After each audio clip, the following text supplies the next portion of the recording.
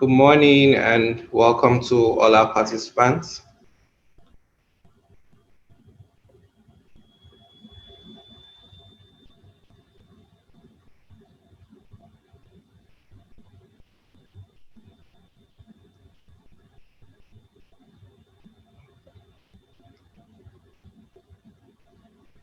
Okay, hello and welcome to today's webinar on lessons learned from implementing the Safeguarding Mentorship Program in RSH Africa region. This webinar is from the Safeguarding Resource and Support Hub. Welcome to all our participants and our panelists. My name is Bamidele Aderibigbe and I am the male advisor for RSH Safeguarding Program in the Africa region. In today's webinar, we'll be looking at how the Safeguarding Mentorship was implemented in Ethiopia, Nigeria, and South Sudan. We'll achieve this by explaining the mentorship model and design and the different adaptations we made to suit each of the three countries' context. We'll also look at achievements as well as lessons learned from implementation.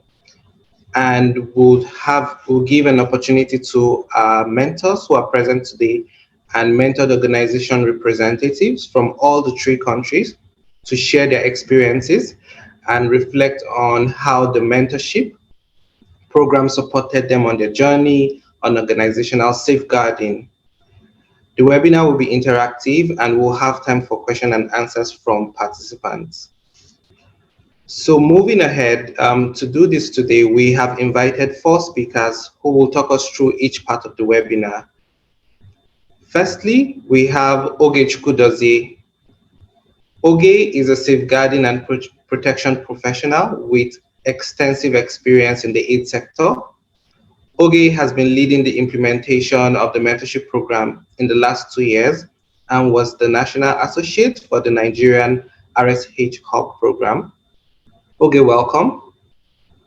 Oge will explain the design and structure of the mentorship program, what some of our key achievements were over the past 2 years, and what we have learned. Thank you, Dele. Next, you're welcome, Oge. Next, we have RSH Safeguarding Mentors from Ethiopia and South Sudan. From Ethiopia, we have Tigist Tareken. Tigist is a child protection and advocacy specialist and an RSH investigation mentor based in Addis Ababa. She also has extensive experience from working in the academia and development sector. Welcome, Tigist. Joining us from South Sudan is Mr. Kuma Vance. Mr. Kuma is the co-founder of Peace and Development Collaborative Organization and also comes with a wealth of experience in the humanitarian aid sector in South Sudan. He has worked as a safeguarding mentor for the South Sudan Resource and Support Hub program. Welcome, Mr. Kuma. Both mentors will be discussing their personal experience working as mentors and what peculiar challenges they faced during implementation. Finally, we have a mentored organization representative, Mahmoud Naala from Nigeria. Mahmoud is a development professional with over 8 years experience working in the development sector in Nigeria.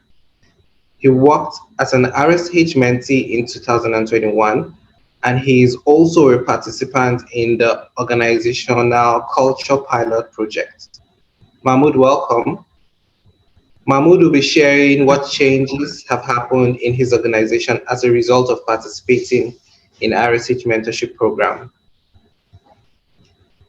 Now that you have all met our panelists, I would like to share a few points on housekeeping before handing over to the first speaker.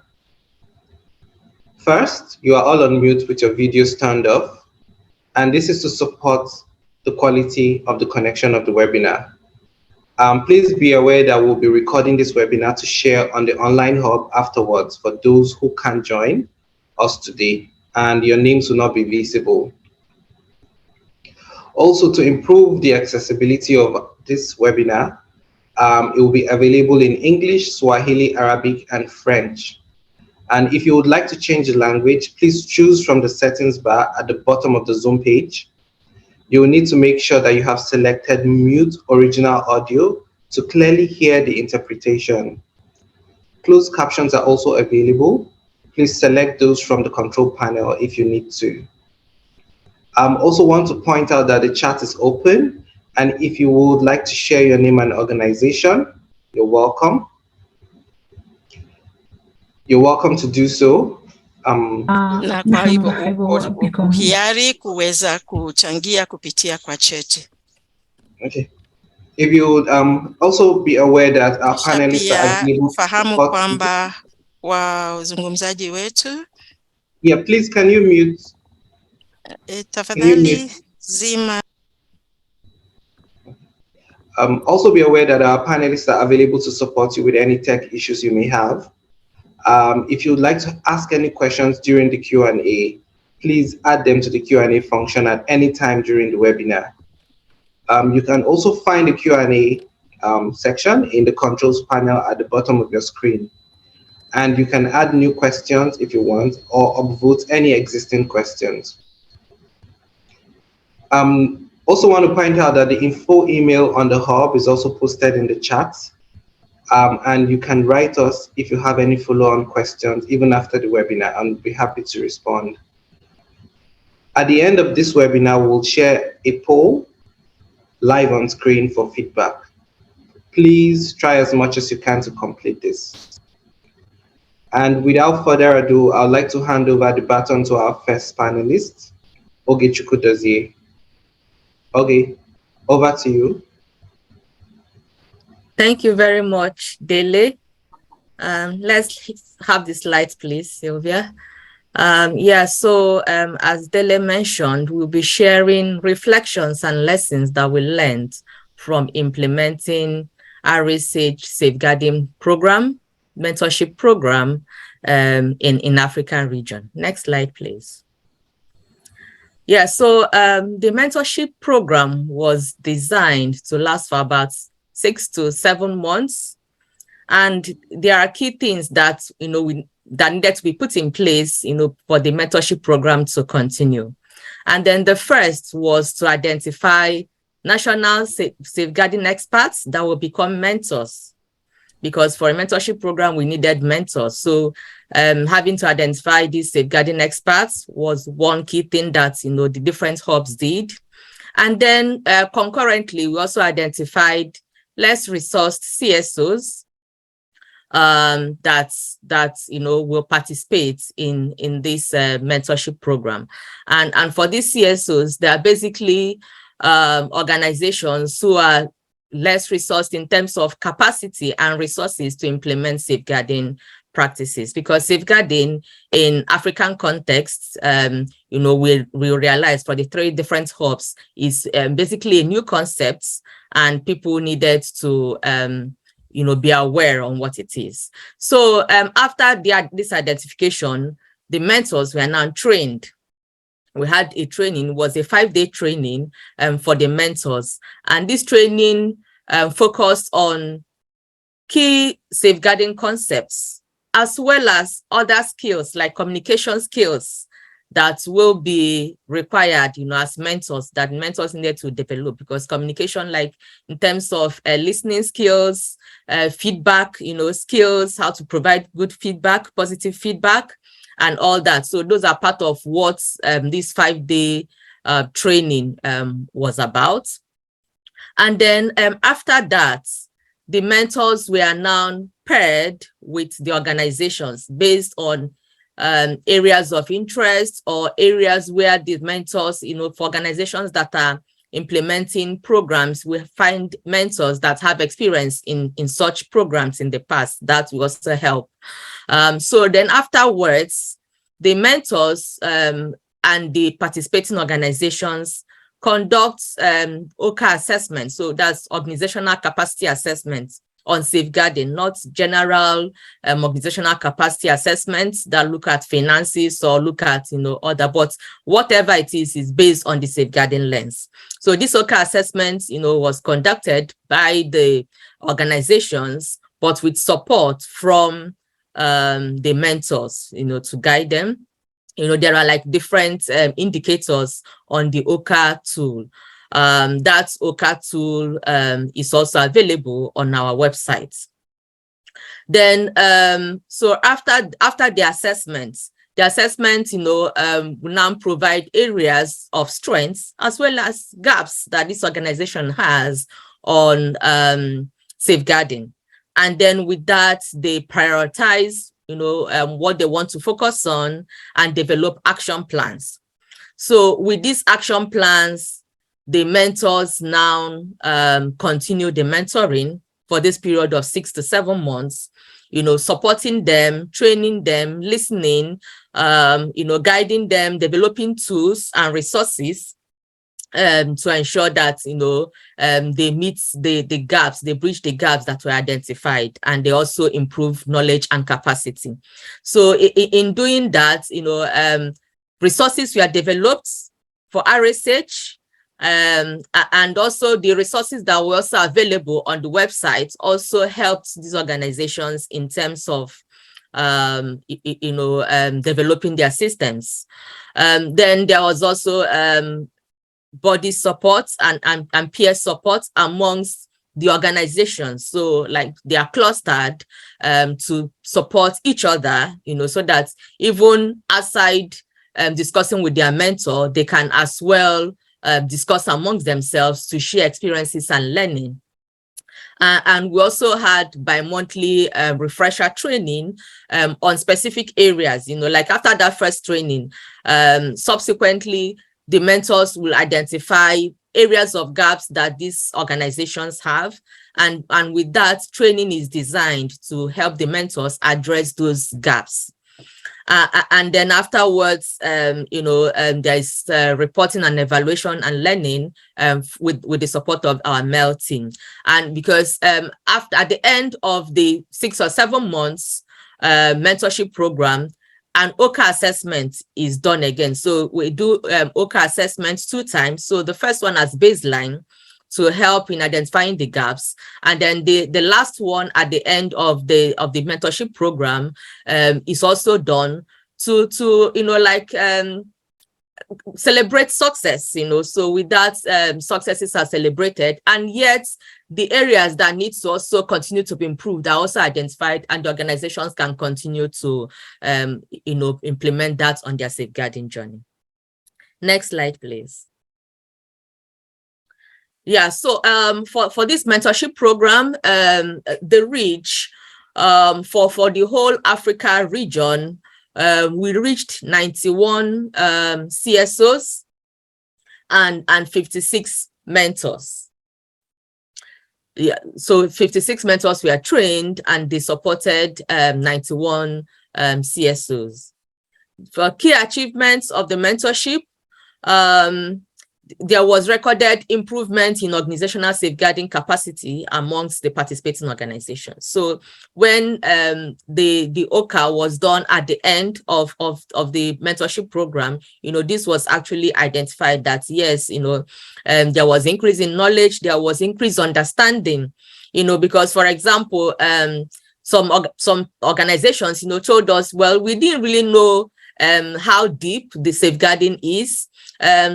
Most times we just develop policy. We have here safeguarding policy or PSCA policy that donors asked us or funding partners asked us to develop. But that is that, that's just, we don't even really know more about safeguarding outside that. So we have that policy, but it's just, somewhere. But with this, with the mentorship program, they are not able to identify and understand the importance of safeguarding, and they are now, improving on it.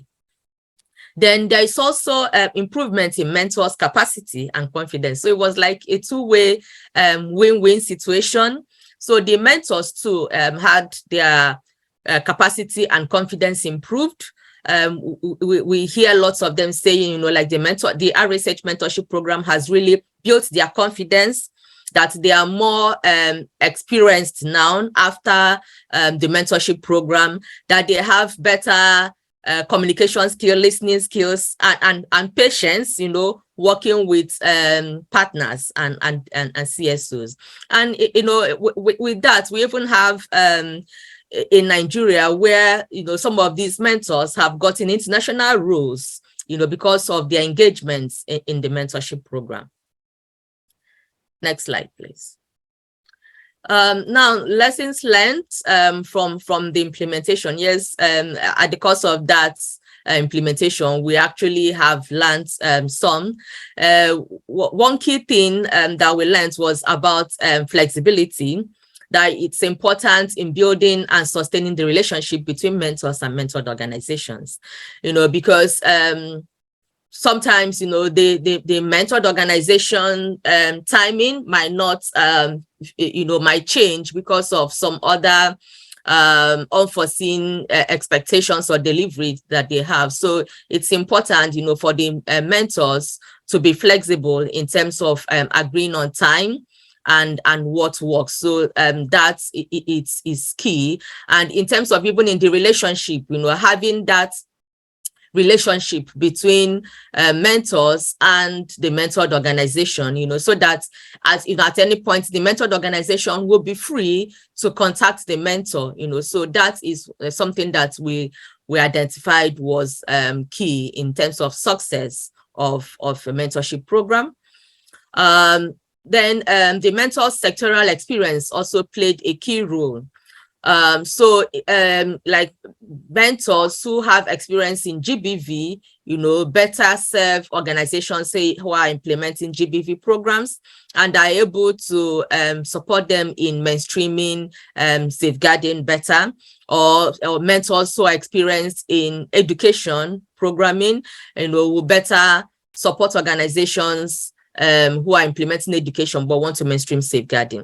Yeah, so that is also something that you know, we identified as key, even though, you know, it doesn't always work that you will get people with such specific experiences, but also even amongst the mentors, they're able to, you know, share lessons from amongst themselves.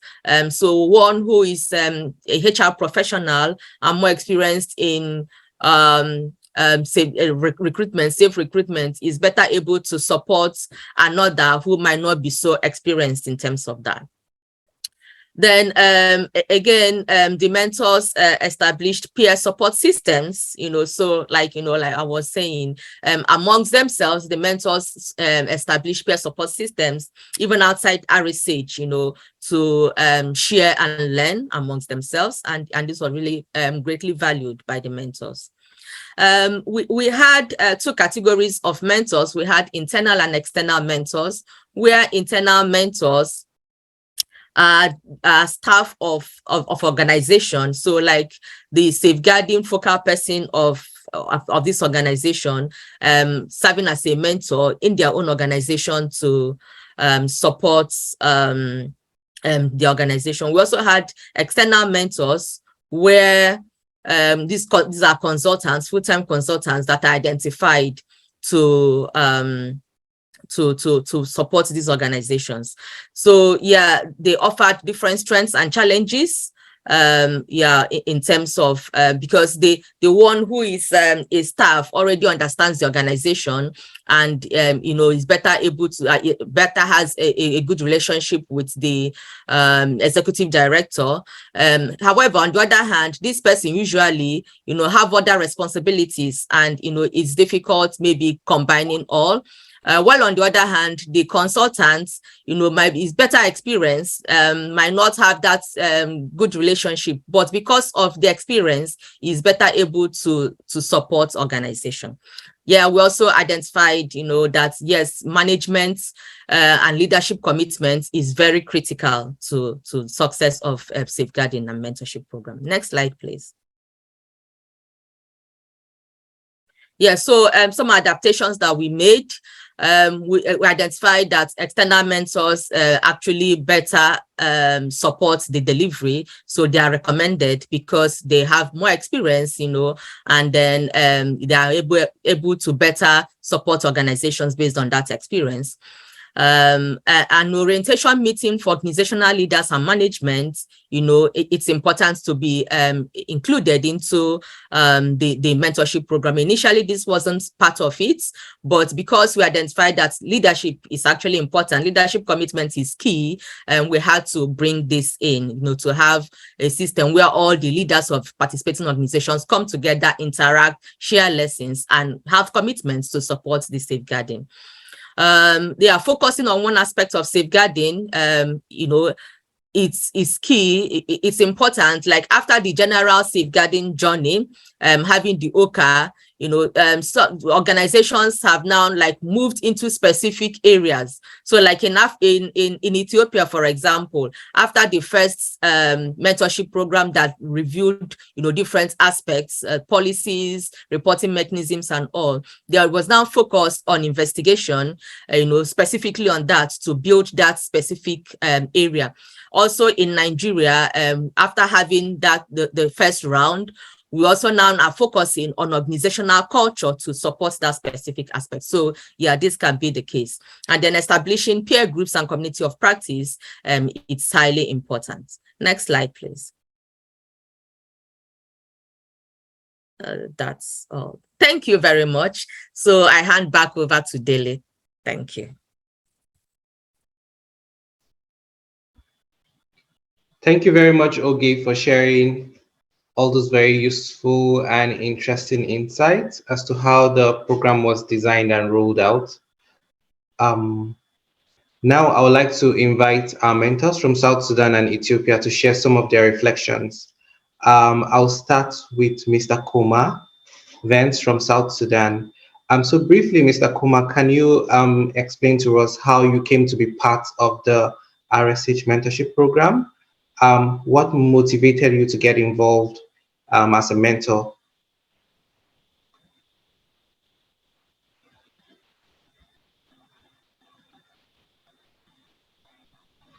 Yes, Mr. Kuma, we can't hear you.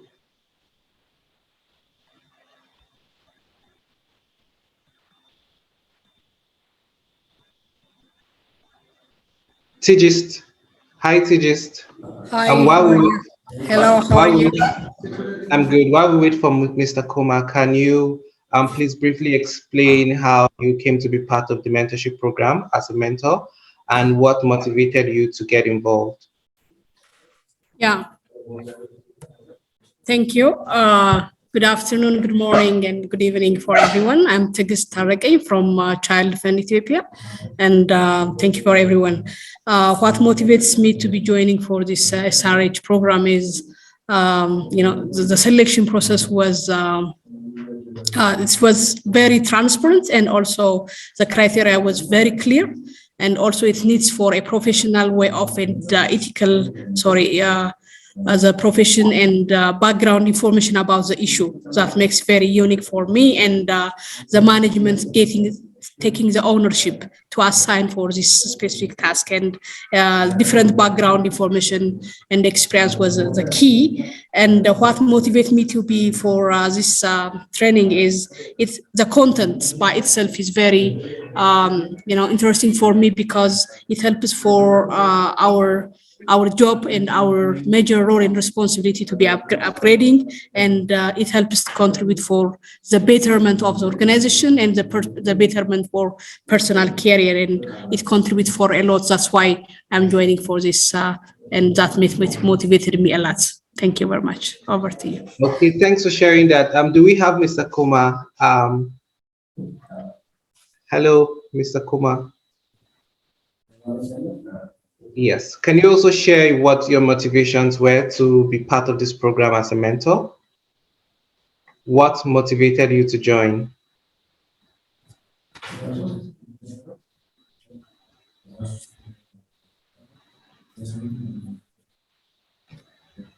Okay. It seems we still have poor connection from Mr. Kuma, so I'll still come back to you, Tigist. What was the most challenging part of, being part of a mentor, being part of this mentorship program, and how did you overcome these challenges, Tigist? Yeah, thank you. Mostly the challenges are coming here and there, and the most things what made challenge for me was the time. Like now, I was coming from other jobs, and I have many responsibility in addition to this investigation because the area is very new. The management, however, the management buy in for the issue, but the time issue is a very big constraint, and for this, how can we tackle and how can we mitigate this challenge within consultation with the coordination team, and the groups have a flexible time. That flexibility depending on the consensus among the group, and we try to be making the time is managed by us, but mostly the time management is the basic thing. We are very interested, and the issue is the time constraint, but we try to managing that, and thanks for the coordinators and the consultants. They are assigning us a different time schedule, and we agree based on that, and they also share us the missing elements and contents to read and to have to catch up the missed parts, and that's what the major challenge is, the time management issue, the time issue. Over to you. Okay, thanks. I'll still come back to you with one more question. So you participated as an investigation mentor. What did you personally gain? So how did that help you personally, or help support, building your career personally from being part of this program? Yeah, thank you. It's personally, I gained a lot, and it is, sometimes the personal is not beyond the personal, but personally what I get is too much information and knowledge. I can read the topics and get knowledge, but the knowledge from different perspectives. The first thing the consultant assigned for this job is in country.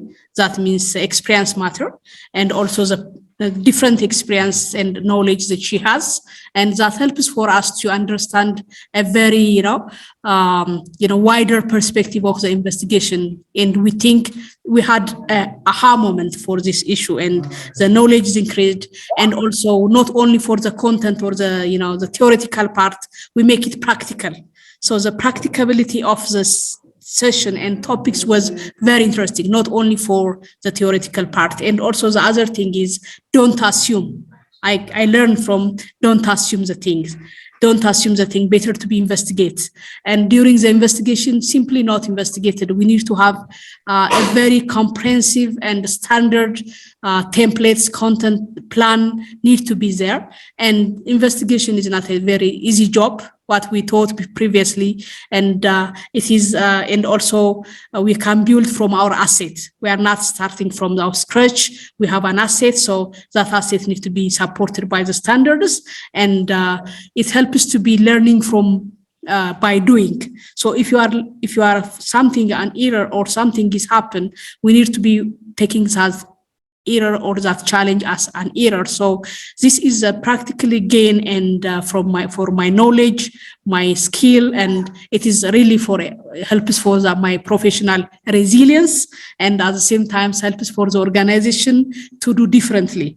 I try to making for this training for our SMT senior management team, and the team is very happy to see and to be scaling up this lesson to others. So I wish there is another stage of training will be there, and to make it more comprehensive and concrete.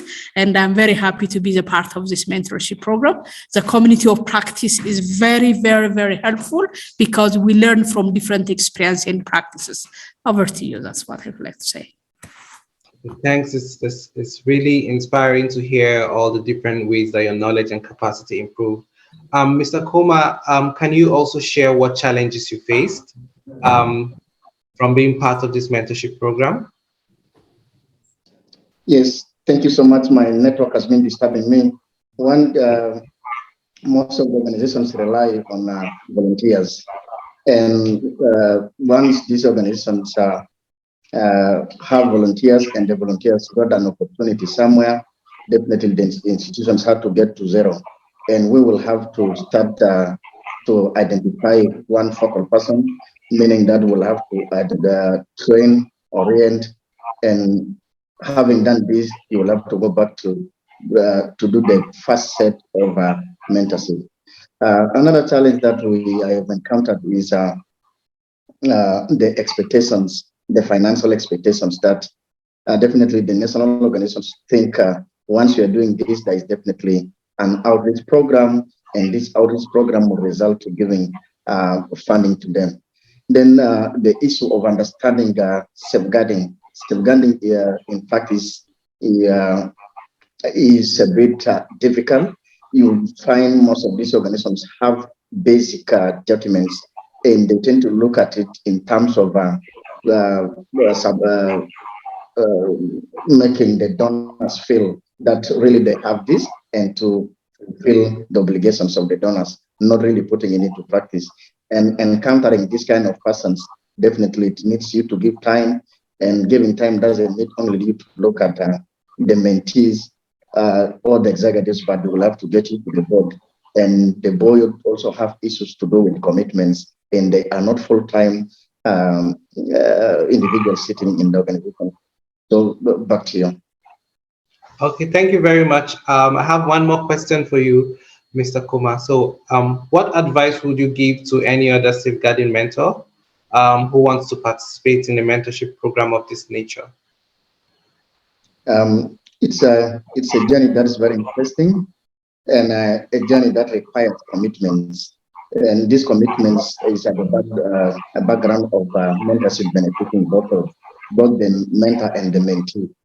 And once you have agreed and developed this set of ideas, action plan, and it's implemented, definitely it builds trust with the community, it builds trust with the donors and other stakeholders that the organization protects the beneficiaries they come into contact.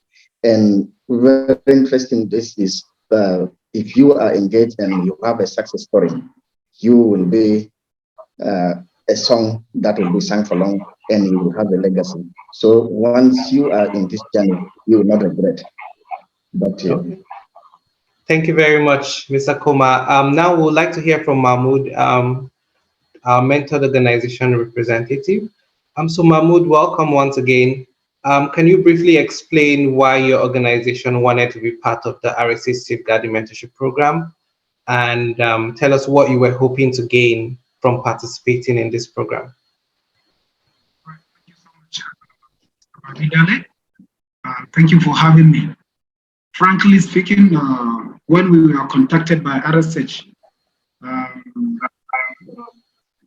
when the contract comes up, we understand that we thought it was a usual OCA where we undergo a process of organizational assessment, after which a grant made available for project implementation. So at the initial, we undermined the impact or the importance of the program. But later on, because of the nature of the content is designed in such a way that a mentee can easily apprehend and improve his knowledge in a short while. So we later realized that this is a big opportunity, which is better than even a grant that we used to receive, because it is meant to strengthen organizational safeguarding culture, which will go a long way in giving us better opportunity for partnership. So also the methodology of the mentors has also helped. It's designed in such a flexible and professional manner. And the persuasive nature of our mentor in person of Kabati Baba has also helped us to acknowledge the importance of this program. And we maximize the opportunity, and thank God we went through the process. Thank you. Okay, thank you very much, Mahmoud. And a follow-up question for you. Can you explain how your organization's approach to and understanding of safeguarding changed, after participating in the RSH mentorship program? Yes, thank you so much once again. Our approach has been flexible in terms of being readiness to receive any new development in the industry. So after participating in the mentoring, we have improved knowledge and understanding of the overall concept of safeguarding itself, because before the program, we have a mixed understanding between safeguarding and child protection. And that has helped us to have an informed and deliberate system that is responsive to ensuring a safe programming and safe space for our staff, volunteers, and project participants. By participating, we understand that safeguarding is everybody's responsibility. So that informs the review of our staff job descriptions, which we integrate safeguarding responsibility in each staff's journey. And before the program, we have an haphazard code of conduct. We don't even have the capacity to identify and mitigate risks. So we adopted a code of conduct that speaks to safeguarding measures and prevention, and have a well-designed risk register that is recommended by most of our partners, especially Plan International Alert, and Nigeria Humanitarian Fund, RSH, NHF. We conducted series of step down to our staffs and training, after which we give them access to RSH website to take the safeguarding journey, a well-articulated content for learning and improvement of skill and skill development. And all our staff take the certification program and we are certified, which is a big advantage to us as organization as well as our staff. So we learn to improve our budget, because before the program, we don't have provision for safeguarding activities in our proposal submission to our partners. So we now integrate safeguarding budgeting in our budget proposals.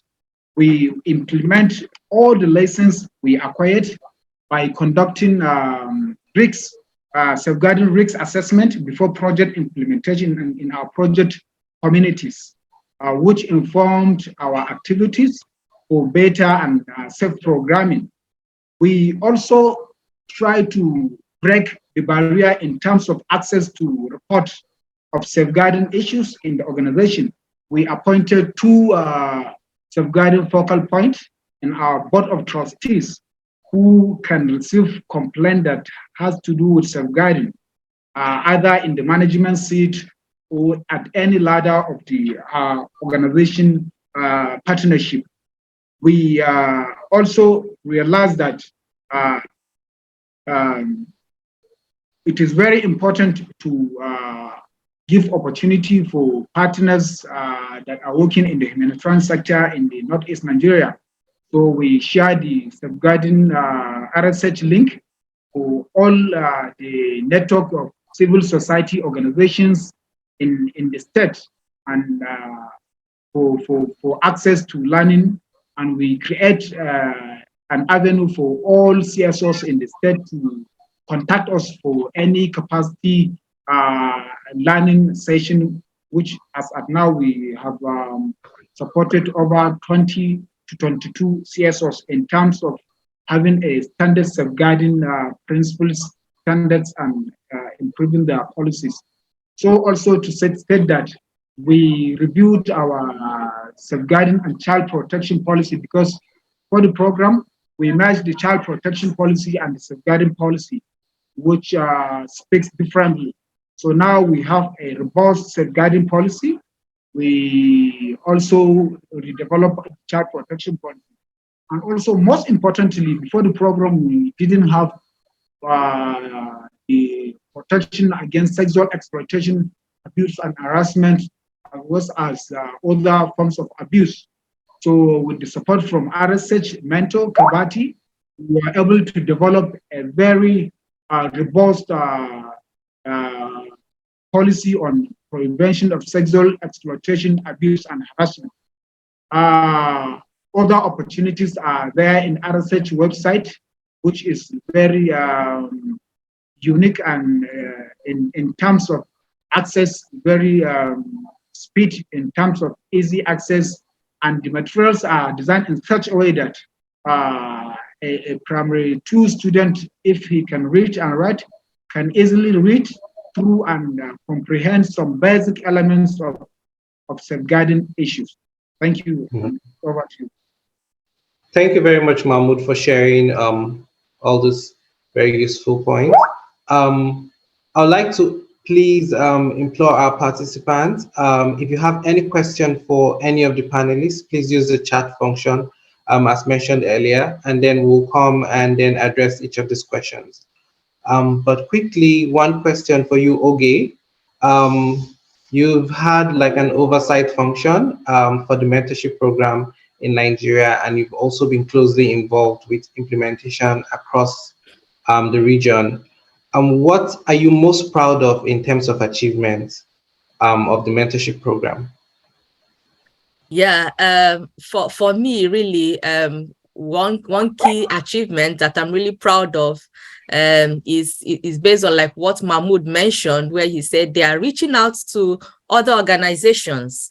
So you see some of the organizations that participated in RSH mentorship program has built their confidence, their capacity in safeguarding, and they are running with it. They are going out, you know, like spreading the message, you know, letting other organizations in their network, maybe they are a member of, say, Child Protection Network, or, you know, other networks or working groups, you know, that they are a member of. And then they go on to, you know, to talk about safeguarding, to discuss safeguarding and build other people's capacity on that. So for me, it's really a great achievement, because that's working towards sustainability, that, you know, safeguarding message will continue to improve, and people will get this awareness and the information. Like, you know, it was shared initially, people, you know, lack understanding of what safeguarding is, lots of confusion between safeguarding, protection and all,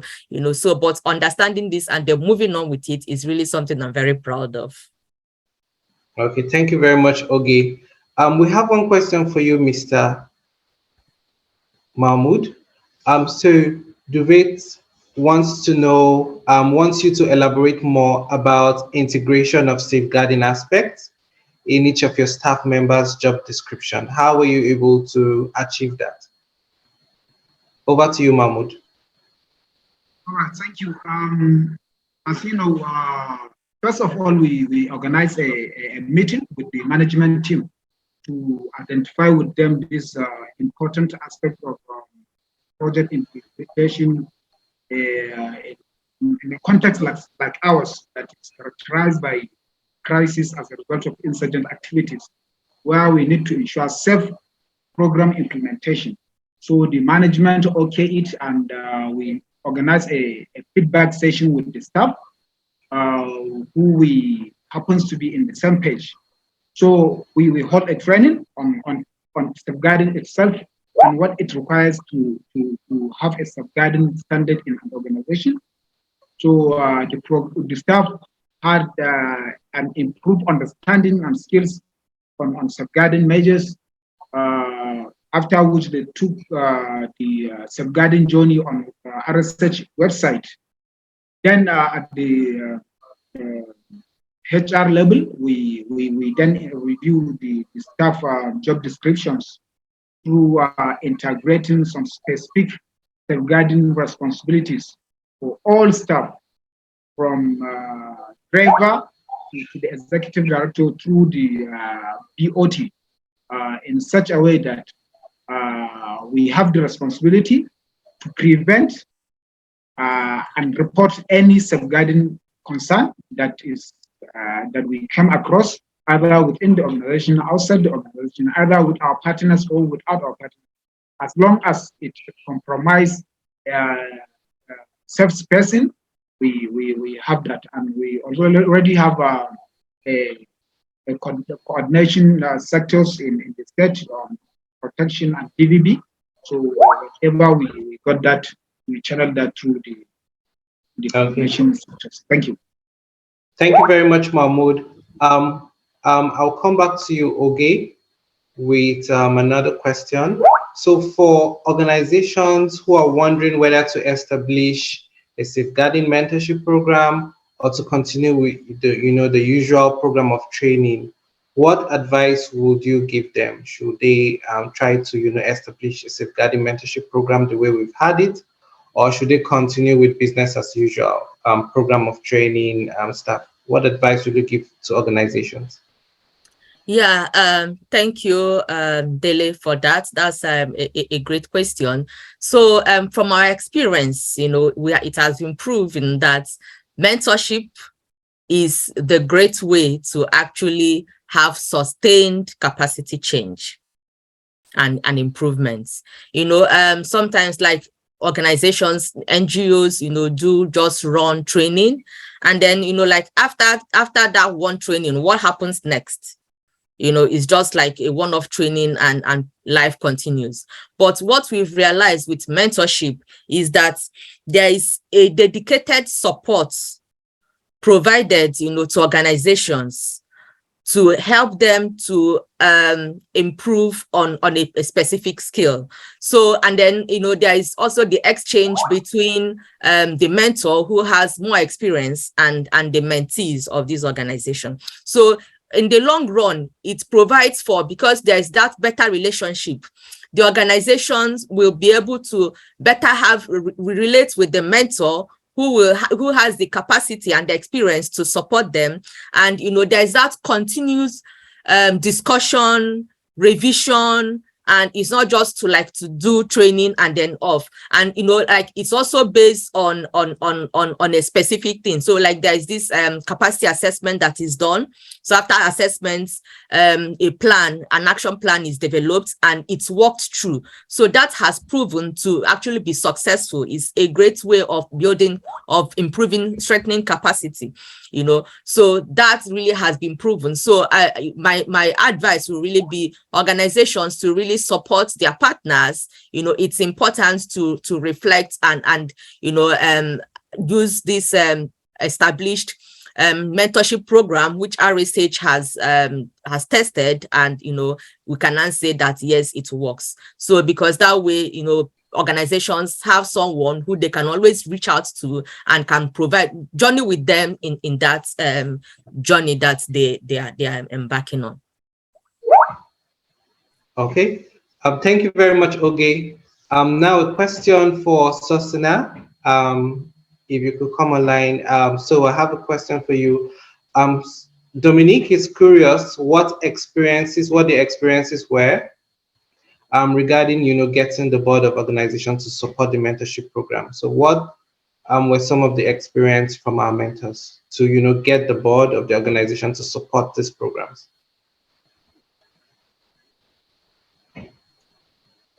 Sorry, if I get this question, is that the board of the organization? If it is the board of the organization, when we implement any safeguarding activities, we need a culture, we need a leadership buy-in, and in the leadership buy-in also, board is part of that, even if they are overseen, and also the senior management team. So when we see, especially in the first round of the Ethiopia mentorship and also in Nigeria, when organizations have a buy-in from their SMT or senior management team and also board members, having a safeguarding culture in the organization will be very effective. Even when we engage them at the beginning, normally they should apply to be part of that. So that application should be at organizational level. So not only board, most of the time the senior management do that application. So the mentored organization have a board and also senior management buy-in. Okay, thank you very much, Sosi. I'll take one more question.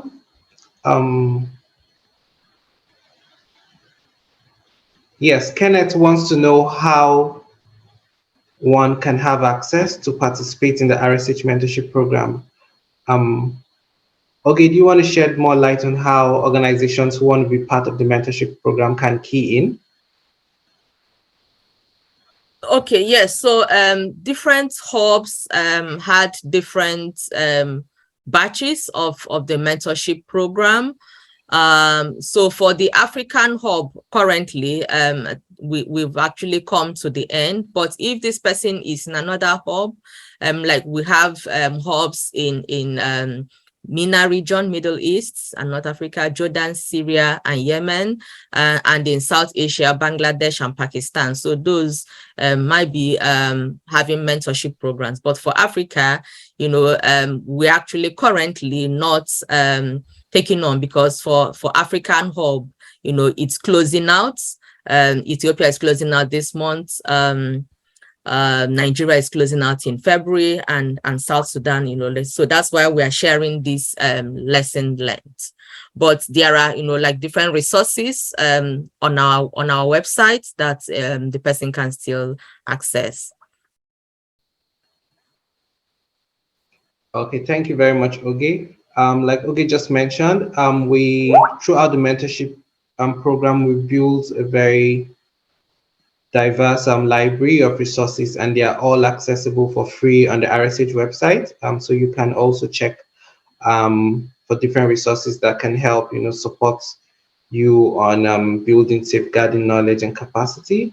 I'd like to also mention that because, like Oge mentioned, we've wrapped up the mentorship program and we have a learning brief, and it provides details of, you know, everything that was shared here, and also first-hand experiences from a more wider range of mentors and mentored organizations, and even, you know, people who supported the implementation. The link was shared in the chat earlier, so you can always, and is a resource that is available on the RSH website. So you can always, you know, pick in, take a look, download, read, and get more knowledge on how what our experience was implementing this program. Thank you very much.